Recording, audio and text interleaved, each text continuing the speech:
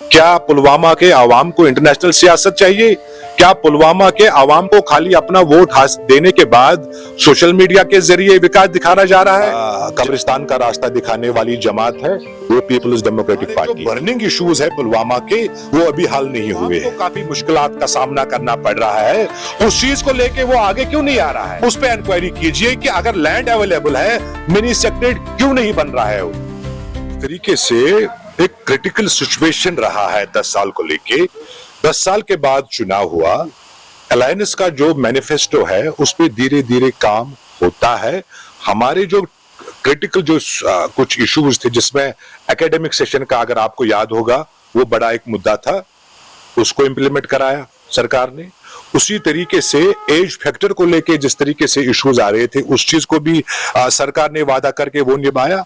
अब बिजली पानी को लेके जिस तरीके से या गैस सिलेंडर हो, उस पे सरकार का बिल्कुल नजरिया है।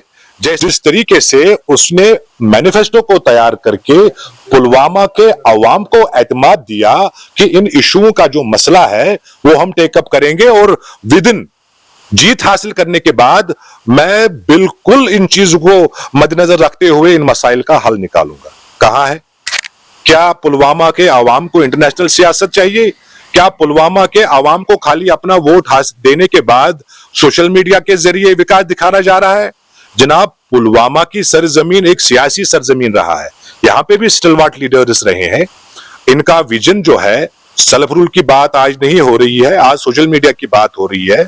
ऑनरेबल एमएलए काबिल भी है, उसको विजन भी है। तो मैं आपके चैनल के माध्यम से मैं इतना ही कहूंगा, जिन आधार को लेके, जिन मुद्दों को लेके आपने चुनाव जीता, हमें उन मसाइलों का हल होना चाहिए। देखिए, उस प्लेटफार्म को लेके आपको याद होगा डिग्री कॉलेज स्टेडियम में जिस तरह से क्रिकेट का युवाओं उसमें इन्वॉल्व हो रहे हैं, उसको भी पॉलिटिसाइज किया जा रहा है। उस फोरम को लेके हमने वो टिप्पणी पिछले प्रेस ब्रीफ में भी किया है।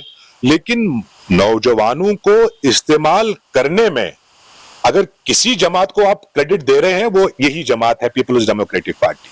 पुलवामा की सरजमीन को पता है कि हमारे नौजवान पढ़े लिखे थे, लाइमलाइट को छोड़ के जमहूरी तरीके से वो अपने आप को इस्तेमाल करना चाहते थे। क्या 2002 से लेके 2014 तक, उसके बाद 2019 तक, अगर मेरे नौजवान पुलवामा का किसी कब्रिस्तान का रास्ता दिखाने वाली जमात है, वो पीपल्स डेमोक्रेटिक पार्टी है। अगर उसके रोजगार का मसला था, अगर उसके बेसिक एमिनिटीज का मसला था, इस जमात ने आज तक कोई प्रॉपर फोरम नहीं दिया है उस युवा को बात करने के लिए, उस युवा का फ्यूचर स्ट्रेटेजी बनाने के लिए।